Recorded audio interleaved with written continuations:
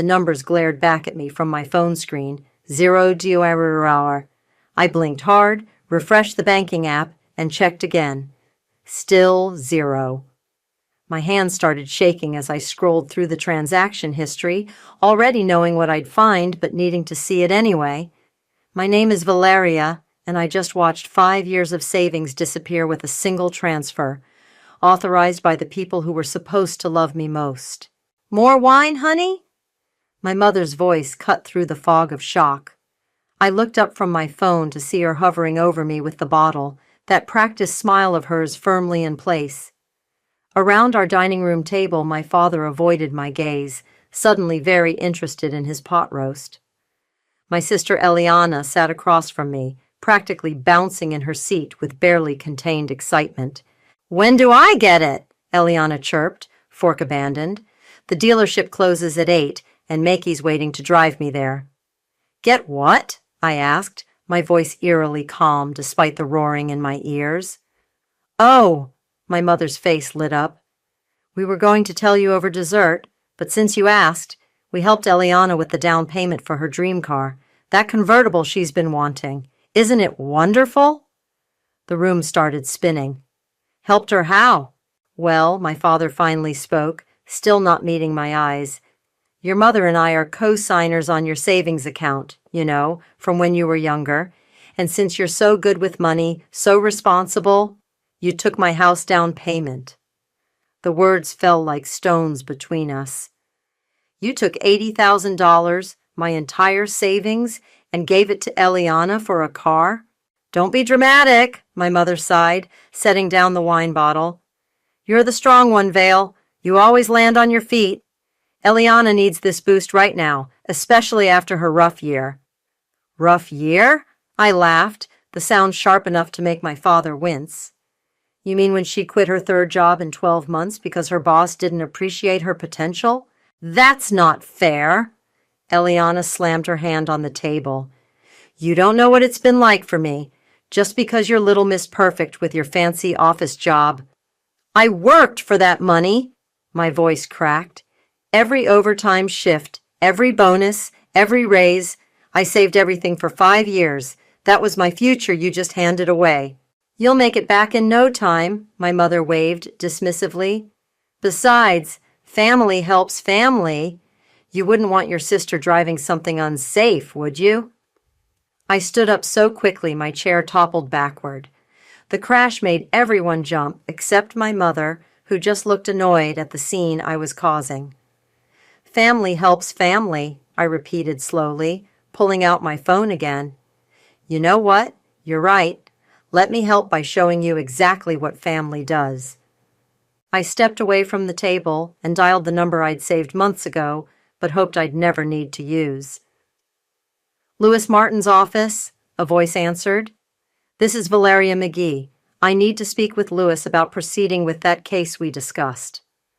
My mother's face shifted from annoyance to uncertainty. "Vale, who are you calling?" "My lawyer," I said clearly, watching the color drain from my father's face. "I've been documenting everything for years. Every loan you guilted me into, every time you drained my accounts for Eliana's latest emergency. Did you think I wouldn't keep records?" "You wouldn't," Eliana whispered, but there was fear behind her eyes now. "We're family." "Family doesn't steal from family," I replied, my voice steady despite the tears threatening to fall. "Mr. Martin? Yes, I'm ready to proceed. They just took $80,000 from my account without permission. Yes, I have the transaction records and everything else." I walked toward the door, pausing only to look back at their stunned faces one last time. "You always said I was the strong one, Mom. Time to show you just how strong I can be." The door clicked shut behind me with a finality that felt like freedom. In my car, I pulled out the thick folder I'd kept in my glove compartment. Years of bank statements, text messages, emails, and recorded conversations. Evidence of a lifetime of financial abuse I'd been too loyal to use until now.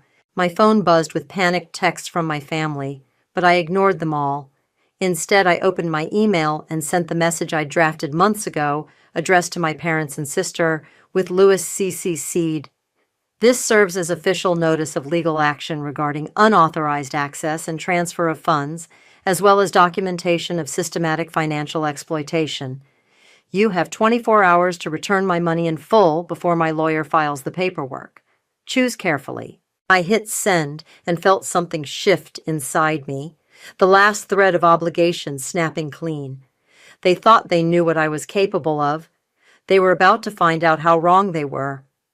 My phone hadn't stopped ringing since I left the house. I watched my mother's name flash across the screen for the 20th time as I sat in my friend Audrey's living room, nursing a much-needed glass of wine. "You should answer it eventually," Audrey said, curled up on her couch, "at least to hear what excuse they come up with." I took a deep breath and hit accept. Immediately, my mother's voice filled the room. I'd put it on speaker so Audrey could witness whatever manipulation was coming. "Valeria Marie, how dare you threaten us with lawyers?" she hissed. "After everything we've done for you." "Everything you've done for me?" I cut in. "Like what, Mom? Taking my first car payment money for Eliana's prom dress? Or maybe you mean the time you emptied my Christmas bonus to pay off her credit cards?" "That's different. She needed—" "No," I interrupted again, surprising myself with how steady my voice remained. What she needed was consequences. What she got was my money. Again. "Your father is sick over this." She switched tactics, her voice dropping to that guilt-inducing whisper I knew so well. "He can barely eat. Is that what you want? To hurt your family?" "Put Dad on the phone, then." A shuffle, and my father's voice came through, weak and pleading. "Princess, please. We can work this out as a family. No need for outsiders." "Like you worked out taking my house deposit without even asking me?" We were going to pay you back," he stammered. "Once Eliana gets settled in her new job." I couldn't help but laugh. "Her new job? The one she hasn't even started yet? The one she'll quit in 3 months when her boss expects her to actually work?" Another shuffle, and suddenly Eliana was screaming through the speaker. "You've always been jealous of me, just because Mom and Dad love me more." "Eliana!" I heard my mother gasp in the background. "Well, it's true," Eliana continued. "She's just bitter and lonely and trying to ruin my life because she can't stand seeing me happy." Audrey made a slicing motion across her throat, mouthing, "Hang up?" But I wasn't done. "You know what, Eliana? You're right. They do love you more. They've proven it with my money over and over again. But here's the thing. Love doesn't pay bills. Love doesn't make up for fraud. And your love definitely isn't worth $80,000. "It's not fraud," my mother jumped back in. "We're on the account." "Check your email," I said calmly. Louis just sent over some interesting documents about unauthorized access to joint accounts and financial abuse. Did you know that being on the account doesn't actually give you the legal right to take money without the primary account holder's consent, especially not for non-emergency purposes? The silence on the other end was deafening. "You have 20 hours left to return my money," I continued. "After that, the paperwork gets filed, and not just for this theft, for everything. Every penny you've taken, every loan you've forced, every time you've drained my accounts for Eliana's latest crisis. 5 years of documented evidence." "You wouldn't," my father whispered. "Think about your mother's job at the bank. Think about our reputation in the community. You should have thought about that before you stole from your daughter." I ended the call and collapsed back against the couch. Audrey immediately topped off my wine.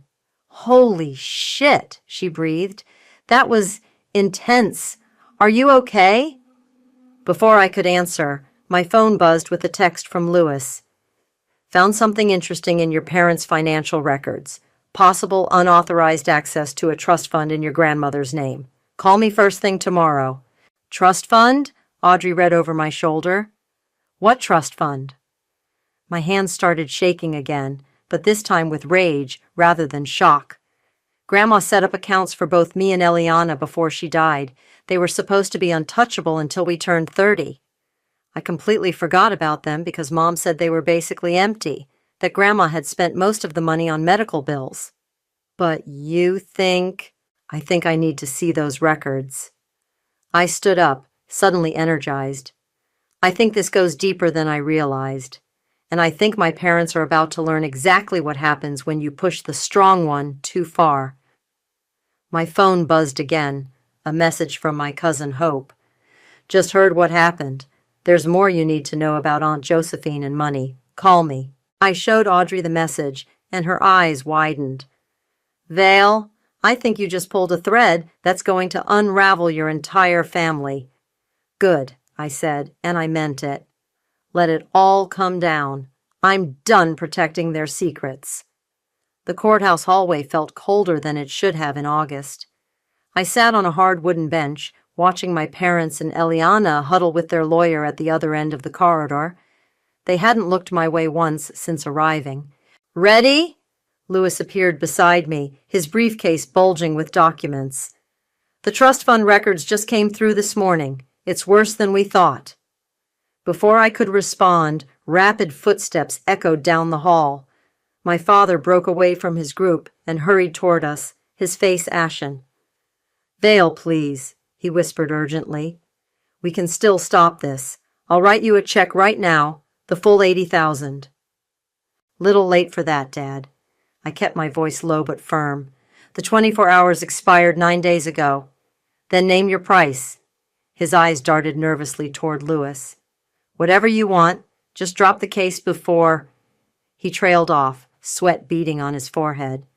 Before what? I leaned forward. Before everyone finds out about Grandma's trust fund? Before they discover you and Mom somehow burned through $500,000 that was meant for your daughters? He staggered back like I'd slapped him. How did you... Court's about to begin, Lewis interrupted smoothly. You should return to your counsel, sir. As my father retreated, Audrey slipped into the seat beside me. Your sister's boyfriend just showed up, she murmured. He looks pissed.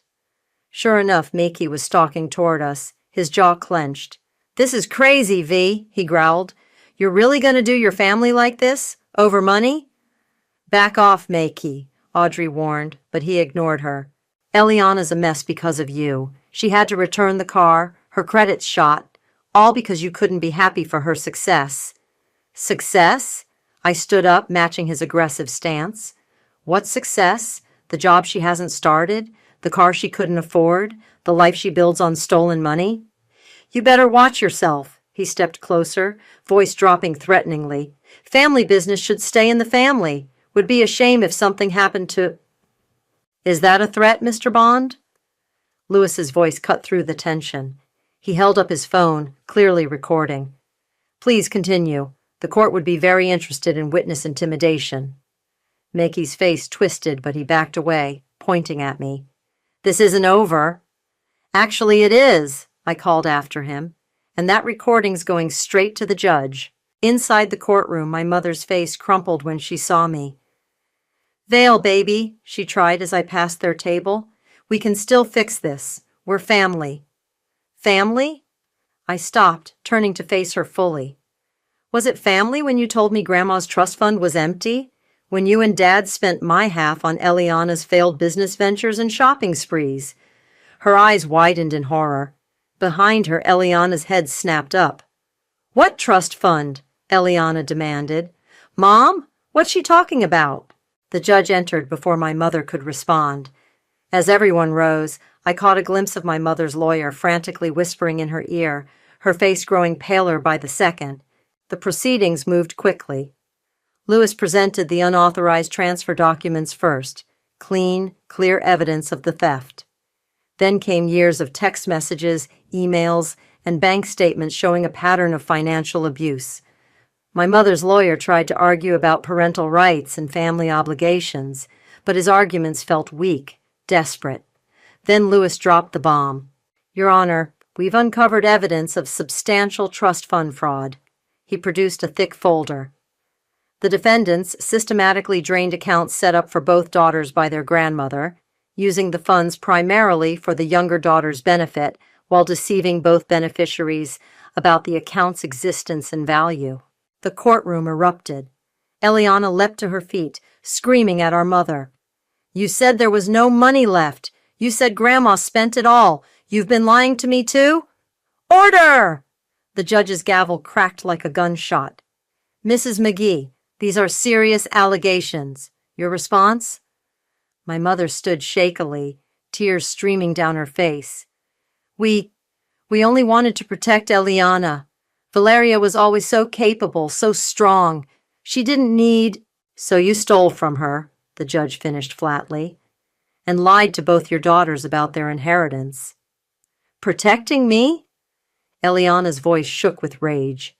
By making me dependent on you? By stealing from my own sister? The judge's ruling was decisive. Full repayment of my stolen savings plus damages. A separate criminal investigation would be opened regarding the trust fund fraud. My parents sat shell-shocked as their carefully constructed world of lies crumbled around them. As we left the courtroom, I heard Eliana sobbing. For a moment, my heart twisted. She was still my little sister. Then I remembered every time they'd drained my accounts, every lie, every manipulation. Some family ties, I realized, deserved to be broken. Have you seen this? Audrey thrust her phone at me during our lunch break. The local community Facebook page was buzzing with a post from my mother.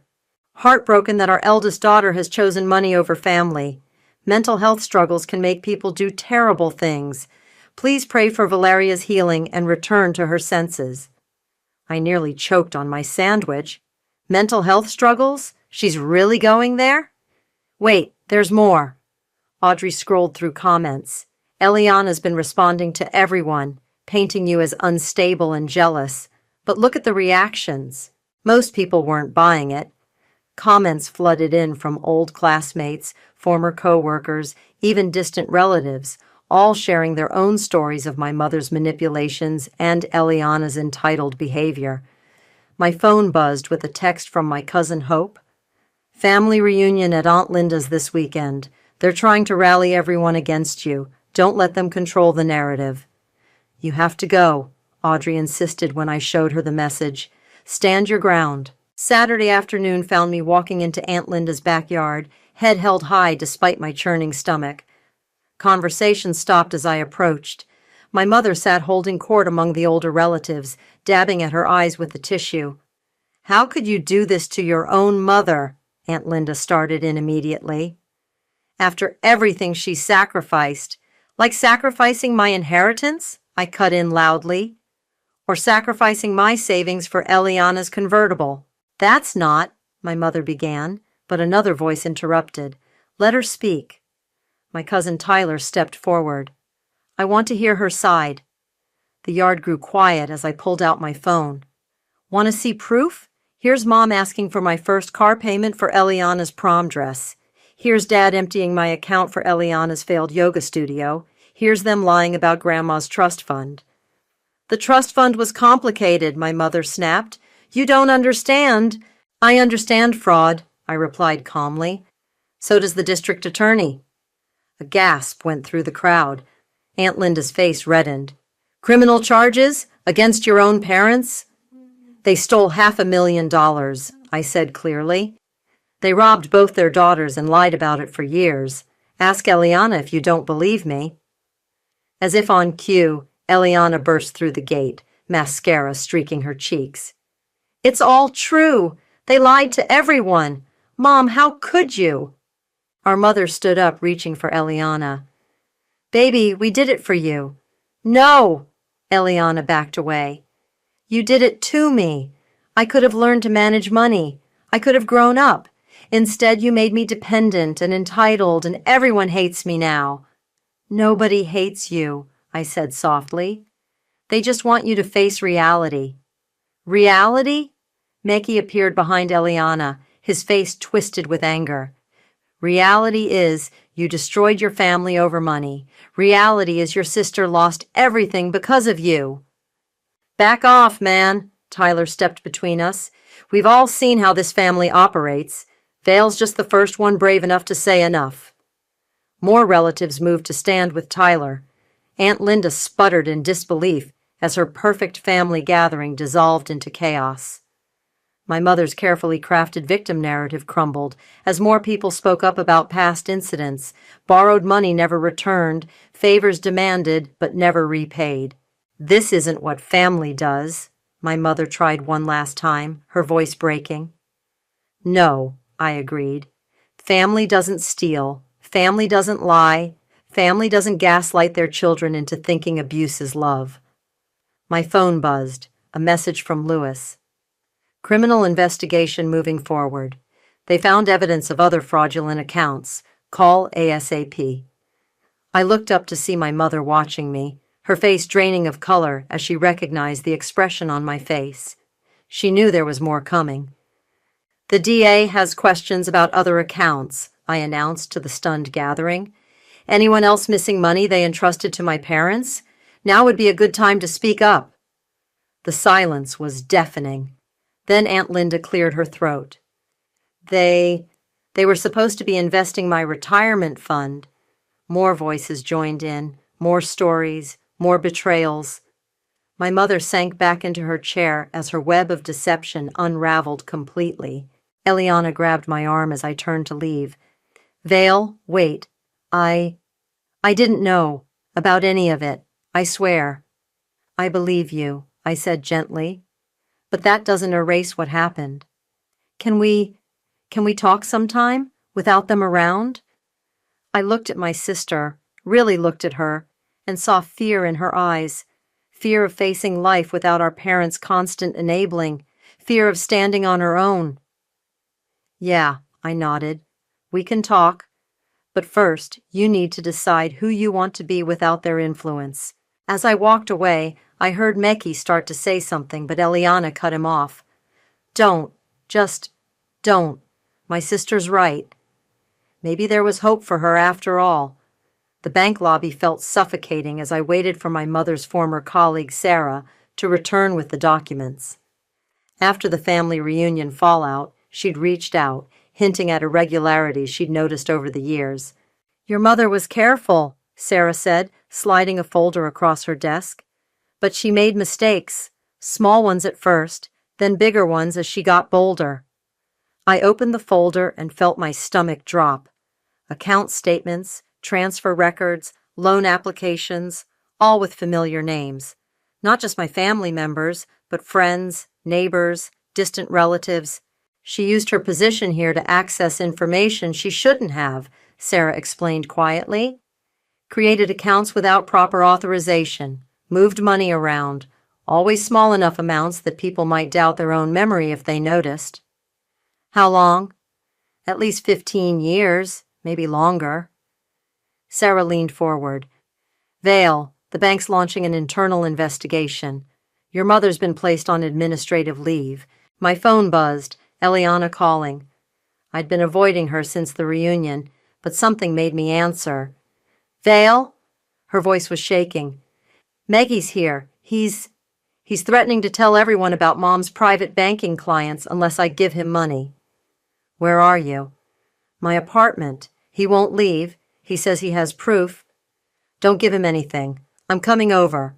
I found them in Eliana's living room, Meki pacing while my sister huddled on the couch.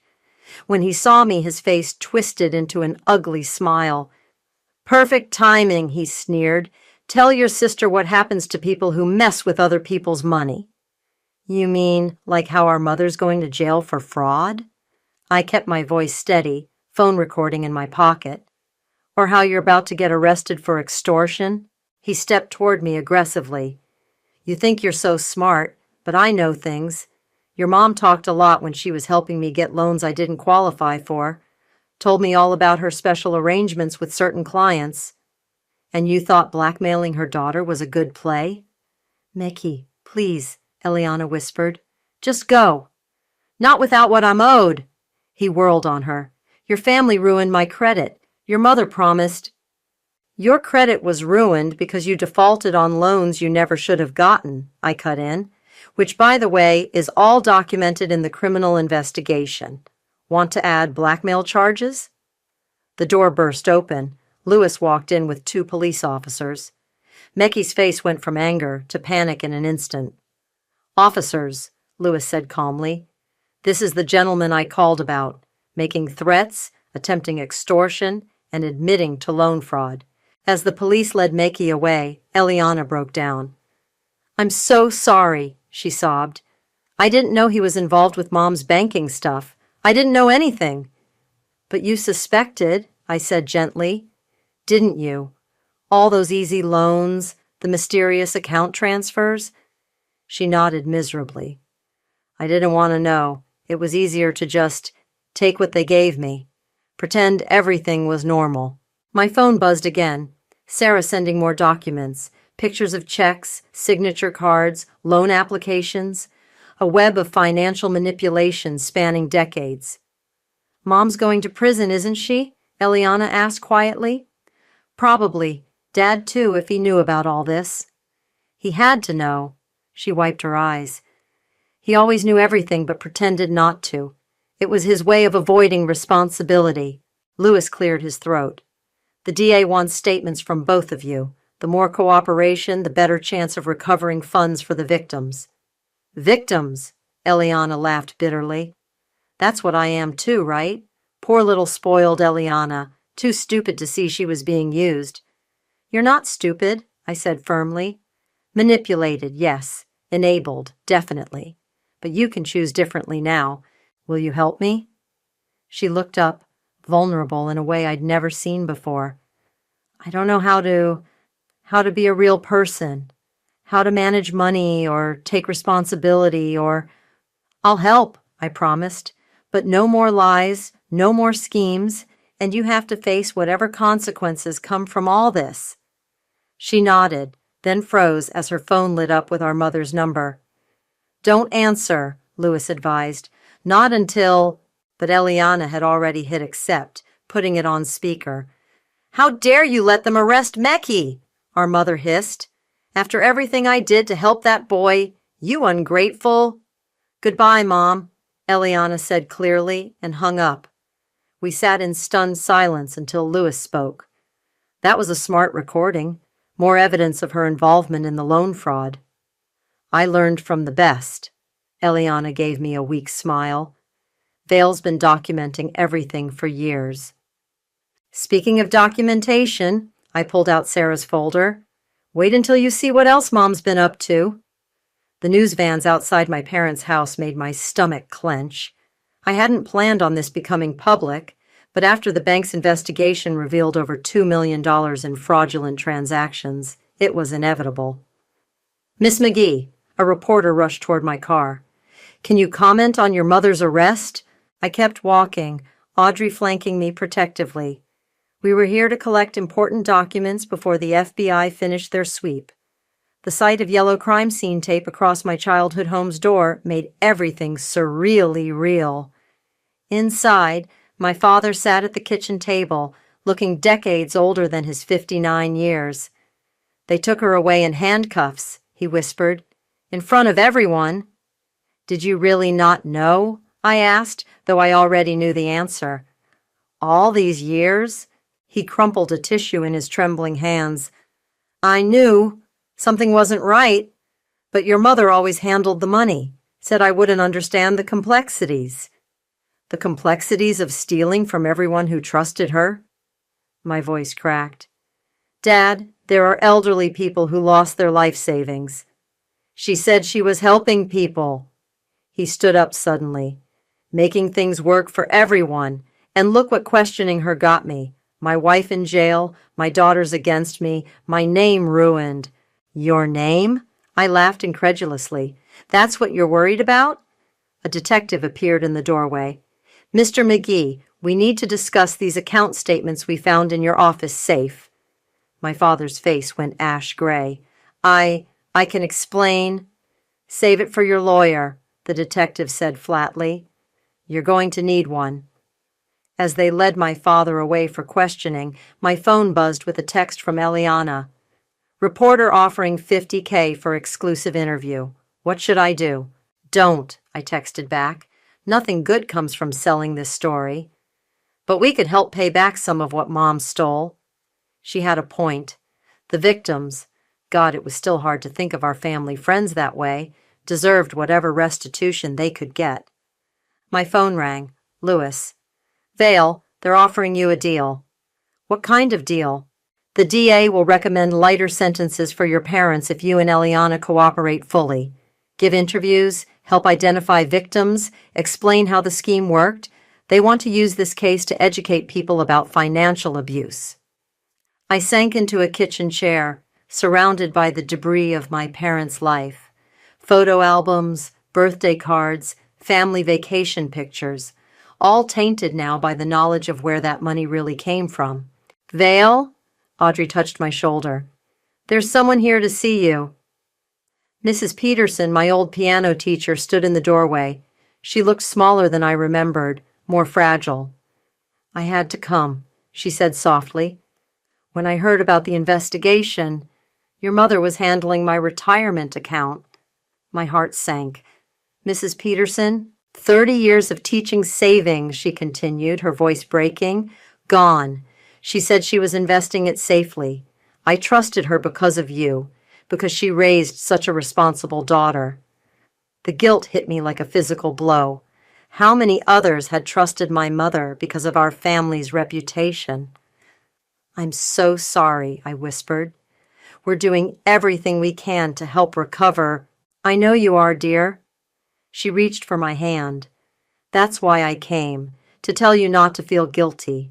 You exposed the truth. That's worth more than money. My phone buzzed again, a news alert this time. My mother's booking photo stared back at me, alongside headlines about the scope of her fraud. The comments section was already filling up with stories from other victims coming forward. The DA's office needs your answer about the deal, Lewis reminded me gently. I looked around the kitchen one last time, at the family photos, the Bible verses on the wall, all the carefully curated images of perfect family life that had hidden so much darkness. Tell them yes, I said finally. The truth needs to come out, all of it. Mrs. Peterson squeezed my hand. You're doing the right thing. Am I? I asked quietly. Because it feels like I'm destroying everything. No, dear, she said firmly. Your mother destroyed things. You're just bringing the ruins into the light where they can finally be seen. As if to punctuate her words, another detective called from upstairs. Found another safe. This one's full of documents. I took a deep breath and straightened my shoulders.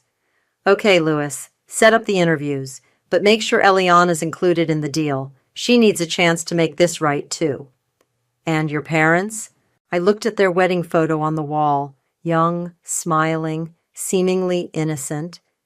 They had their chances. Now they faced the consequences. The sound of camera shutters outside reminded me that soon the whole world would know our story. But maybe, just maybe, it would help prevent another family from living our nightmare. The courtroom fell silent as my mother took the stand.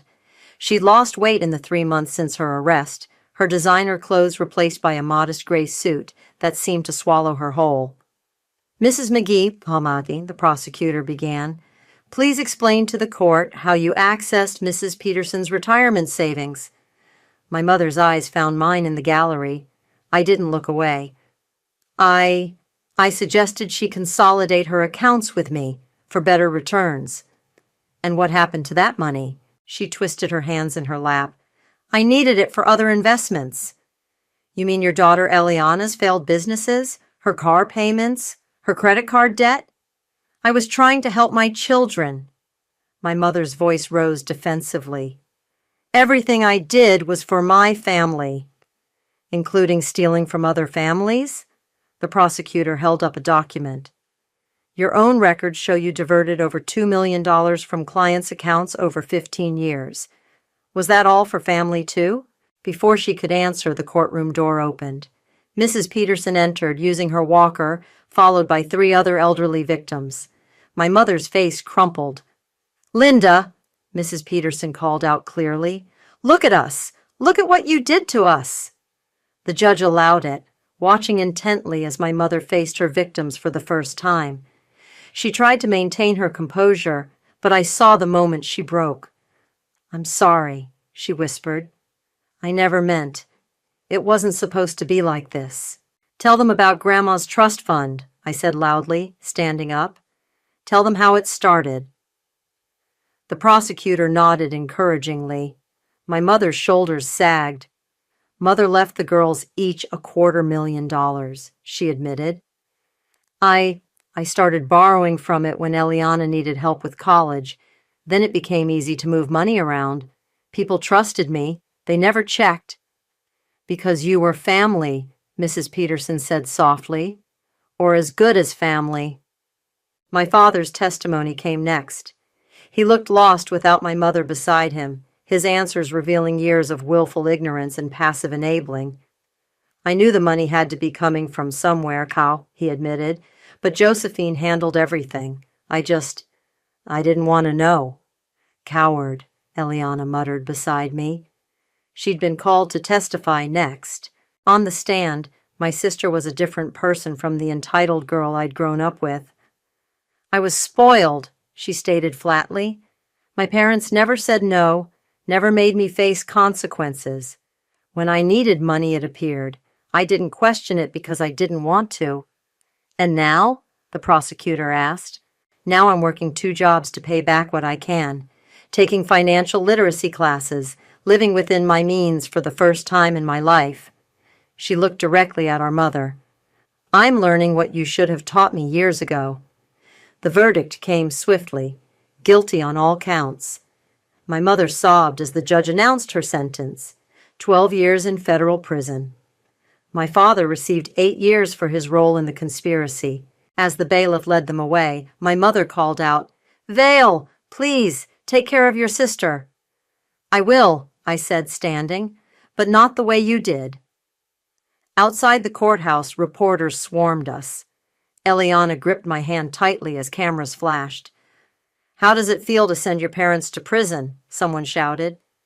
"They sent themselves to prison," I replied clearly. "We just exposed the truth." "And what about the victims?" another called out. "Will they ever see their money again?" "We're working with the FBI to recover what we can," Lewis answered, appearing beside us. "The McGee sisters have been instrumental in tracking down hidden accounts and assets." "Eliana," a reporter thrust a microphone forward. "Any comment on your role in spending stolen money?" My sister straightened her shoulders. "Yes, I'm sorry. I'm working to make amends, and I'm grateful my sister had the courage to stop the cycle of abuse and enablement." Later that night, Audrey brought wine to my apartment. We sat on my balcony, looking at the city lights. "How are you really doing?" she asked softly. I thought about the day's events, my mother's tears, my father's defeat, Eliana's transformation, the victims finally getting justice, the weight of family secrets finally lifted. I searched for the right word, free. My phone buzzed, a text from Mrs. Peterson. "You did good, dear. Your grandmother would be proud." "Was it worth it?" Audrey asked, "losing your family like this?" "I lost them years ago," I replied. "I just didn't know it then. But maybe Eliana and I can build something better, something real." As if on cue, Eliana texted, "Can we have dinner tomorrow? I need help making a budget." I smiled, feeling a glimmer of hope for the first time in months. Sometimes you have to break things completely before you can rebuild them right. The keys to my new house felt heavy in my hand as I stood on the porch, watching the moving truck pull away. Not the house I'd originally planned to buy, but something better. A small craftsman with good bones and a garden that reminded me of Mrs. Peterson's. "Last box," Eliana called out, struggling through the door with a container marked kitchen. She'd insisted on helping with the move, part of her ongoing journey to rebuild our relationship. "Thanks," I said, taking the box from her. "You didn't have to spend your day off here." "Actually, I did." She pulled an envelope from her back pocket. "First restitution payment. It's not much, but—" Inside was a check for $2,000. She'd been working double shifts at the diner and teaching yoga on weekends to start paying back what she'd received from stolen funds. "You're really doing this," I said softly.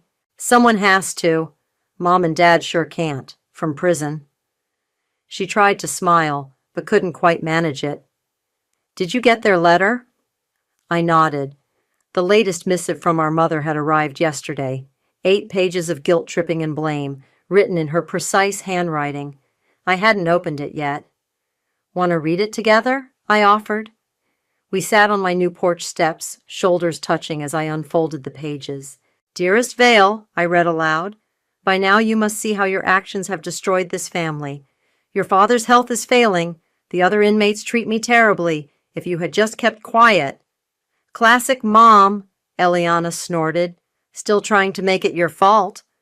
"And now poor Eliana is working as a waitress," I continued. "Is that what you wanted? To see your sister reduced to serving others?" "Reduced?" Eliana grabbed the letter. "I'm earning honest money for the first time in my life. I'm paying my own rent. I'm actually proud of myself." A car pulled up to the curb, Audrey, carrying takeout bags. Behind her, Mrs. Peterson emerged from the passenger seat. "Hope you don't mind," Audrey called out. "Found this lovely lady at the grocery store. She insisted on seeing your new place." Mrs. Peterson made her way up the path with her walker. "Beautiful house, dear. Those roses need some attention, though." "Would you—" I hesitated. "Would you teach me how to care for them, like you used to teach me piano?" "I'd love to." She settled onto the porch swing. "But first, tell me why you girls look so serious." Eliana held up the letter. "Mom's latest guilt trip." Mrs. Peterson adjusted her glasses and read a few lines. "Still blaming everyone else, I see. Just like when she stole my savings. It was always someone else's fault, some emergency, some necessity." "I keep wondering," I admitted, "if I did the right thing, if there was another way." There wasn't. Eliana's voice was firm. "I needed the wake-up call. Mom and Dad needed consequences. The victims needed justice." "Speaking of justice," Audrey pulled a newspaper from her bag. "They found another account. The FBI says it could mean several $100,000 more in restitution for the victims." Mrs. Peterson smiled. "That would help a lot of people sleep better." We ate dinner on moving boxes, sharing stories and plans. Mrs. Peterson taught us her secret recipe for lemon bars. Eliana talked about her business classes at the community college. Audrey helped me plan the garden layout. As the evening wound down, I found the last box from my old apartment. Inside was a photo album, the real history of our family, not the perfect facade our parents had maintained. "Keep it," Eliana said when I offered to share it.